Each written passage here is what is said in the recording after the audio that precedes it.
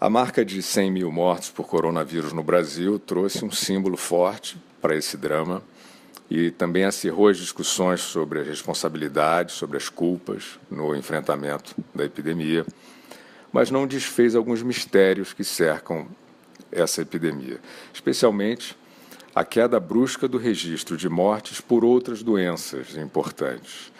É bastante misteriosa a dificuldade, que já atravessa aí mais de 4 meses, de se determinar quantas pessoas morreram de Covid-19 e quantas tinham Covid-19 ao morrer. É uma diferença crucial para se compreender a letalidade da epidemia, especialmente pelas características de contágio fácil e rápido. Quantas das 100 mil mortes foram provocadas realmente pelo coronavírus? Não se vê essa discriminação, nem estimativas, pelo menos não discutidas aí publicamente, pelas autoridades médicas.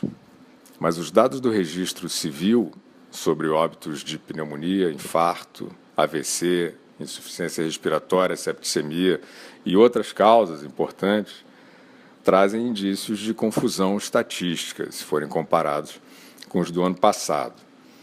Só de pneumonia, no período equivalente ao da pandemia, em 2019 houve cerca de 30 mil mortes a mais do que em 2020.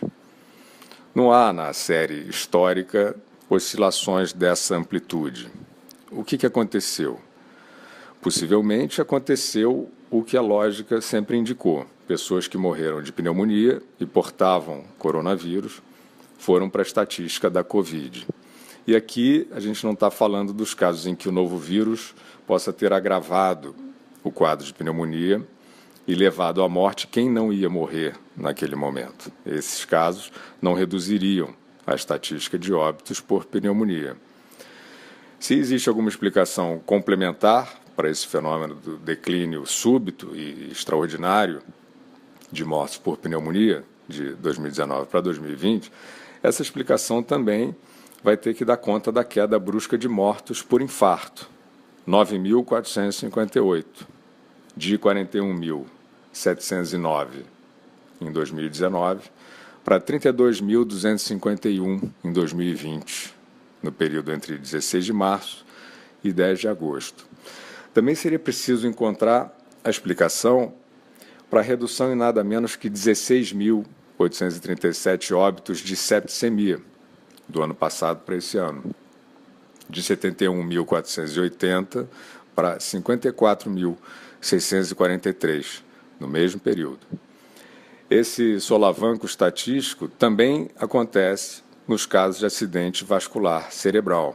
Em 2019, no período referido, 41.362 pessoas morreram de AVC, enquanto em 2020 esse total caiu para 35.886, ou seja, 5.476 óbitos a menos por AVC esse ano.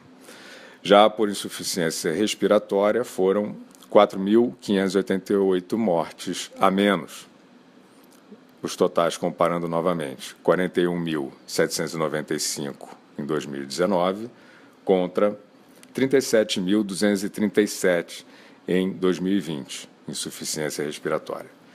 Então, voltando à pneumonia, considerando as 34.355 mortes a menos, de 98.438 em 2019 para 64.083 em 2020, só essas 5 enfermidades causaram menos 70.684 mortes de um ano para o outro, exatamente no período da ocorrência da Covid-19. Como explicar o desaparecimento de mais de 70 mil mortes numa estatística que tem certa constância e nunca oscilou dessa forma? Como já alertaram médicos de várias partes do mundo, especialmente Itália e Grã-Bretanha, onde as estatísticas inclusive estão sendo revistas, possivelmente a maioria das mortes atribuídas à Covid-19 não foram causadas por ela. Organismos humanos comprometidos por outras doenças graves e já em processo final de falência passaram a portar também o coronavírus. pela facilidade e rapidez do contágio, como já mencionado, e não morreram por causa dele. Essa evidência precisa ser tratada com transparência e objetividade pelos especialistas, pelas autoridades, porque é, no mínimo, uma hipótese forte. Isso não é para minimizar o problema, mas para conhecer melhor o problema.